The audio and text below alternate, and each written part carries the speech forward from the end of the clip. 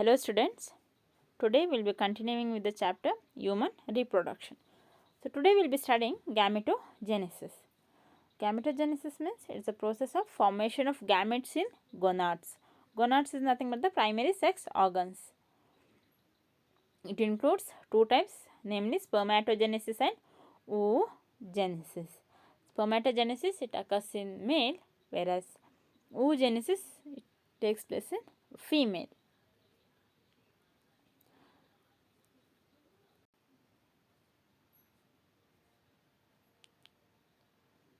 Reproduction, an important process in human beings, involves the fusion of the male and female gametes called sperm and ovum.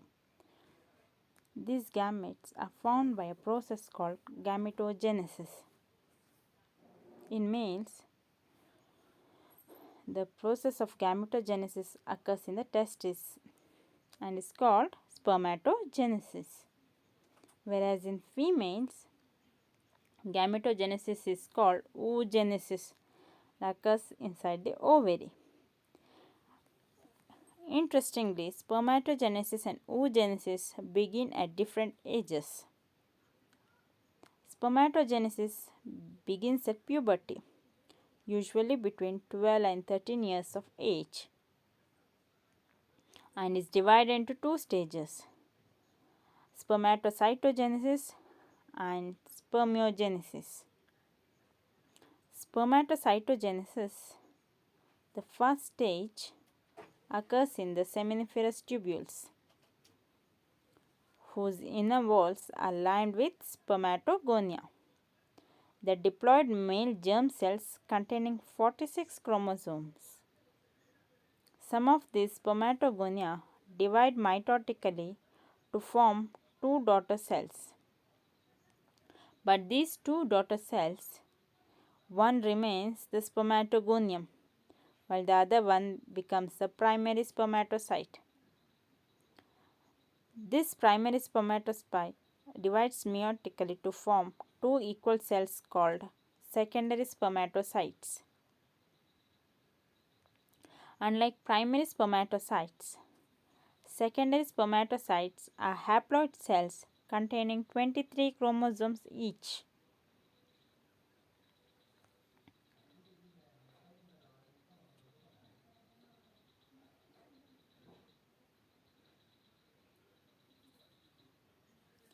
Spermatocytogenesis is succeeded by spermiogenesis, during which the spermatids differentiate into an elongated and dead fur-like spermatozoa or sperms. However, during this process, the heads of the sperms remain embedded in the Sertoli cells, which provide these developing sperms with nutrition.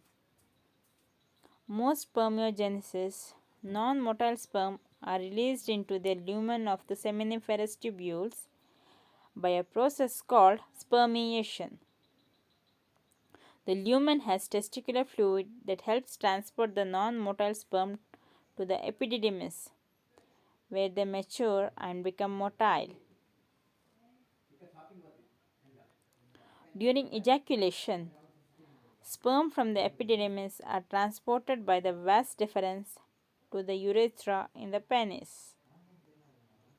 As the sperms pass through the different tubes, it mixes with the fluids secreted by the seminal vesicles and prostate gland to form a mixture called semen, which is ejaculated by the penis. The semen released during the single ejaculation contains 200 to 300 million sperms. Microscopic studies have revealed that a typical sperm is covered by a plasma membrane and has four distinct parts: head, neck, the middle piece, and the tail. Inside the head lies an elongated haploid nucleus containing chromosomes. The anterior part of this nucleus is surrounded by acrosome, a cap-like structure filled with enzymes that help fertilize the ovum. The sperm's head is followed by its neck and middle piece, which is filled with mitochondria. These mitochondria break down glucose in the semen to produce ATP, an energy molecule that passes the movement of the sperm tail.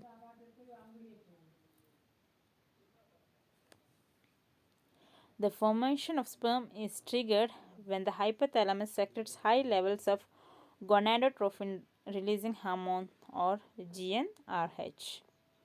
This GnRH acts on the anterior pituitary gland and stimulates the secretion of the luteinizing hormone or LH and follicle stimulating hormone or FSH.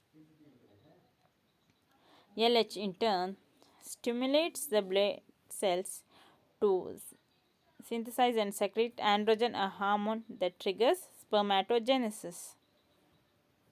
FSH, on the other hand, acts on the Sertoli cells to stimulate the secretion of substances that nurture sperm cells during spermatogenesis.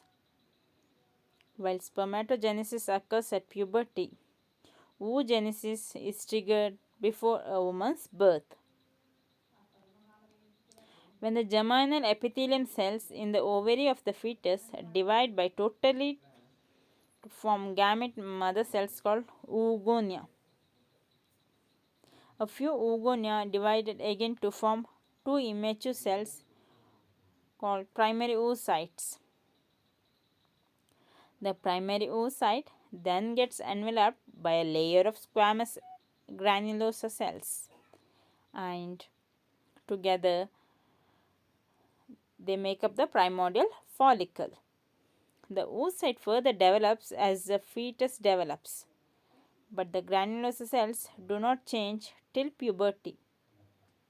In fact, primary oocytes enter the prophase of meiotic division and remain suspended till puberty. At birth, a female has approximately 7 lakh oocytes. Incidentally, no oocytes are formed after birth, but by puberty, most of the primary oocytes degenerate, leaving only about 4 lakh at puberty. The release of LH and FSH hormones stimulates some primary oocytes to resume mitotic division that had begun during woman's fetal stage. Moreover, due to FSH, the squamous cells of the primordial follicle enlarge and become cuboidal. The dividing primary oocyte and the cuboidal of granulosa cells now make up the primary follicle.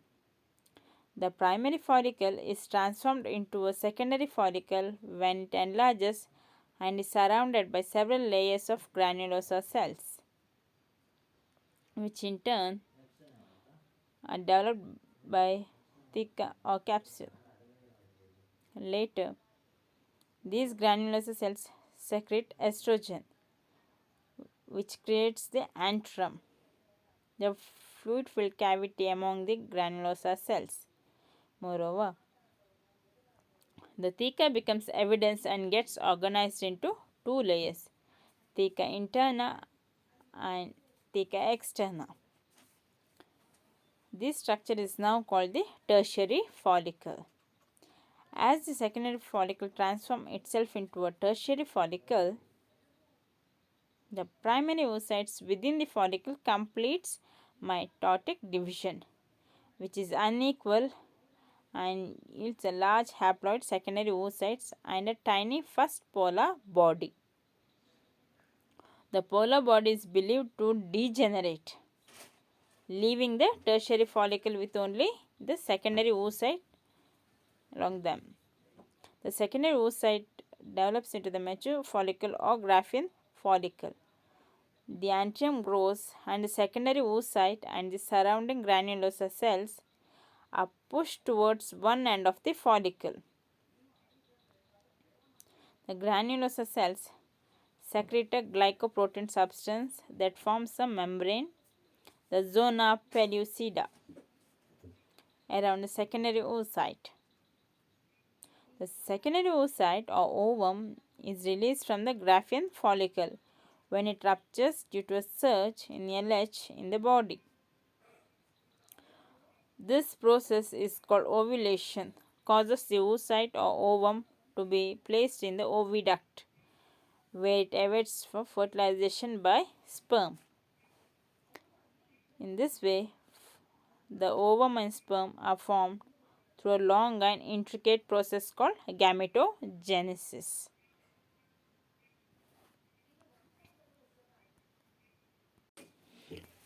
I hope you have understood both spermatogenesis and oogenesis. If you have any doubts, you can ask me. And these are all 5 marks questions. First one, describe spermatogenesis with schematic representation. You have to draw the diagram and explain the all process. That is multiplication phase, growth phase and maturation phase. Whereas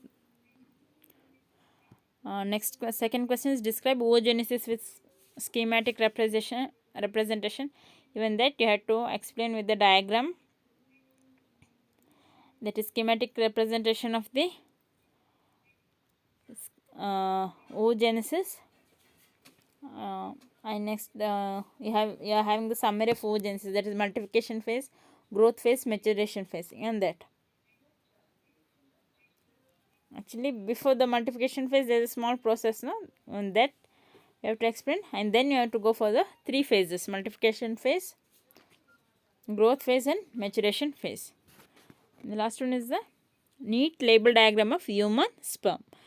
So these 3 questions are very important, and in the one year they might ask spermatogenesis, the next year they will be asking the oogenesis. So these are very important questions. Thank you.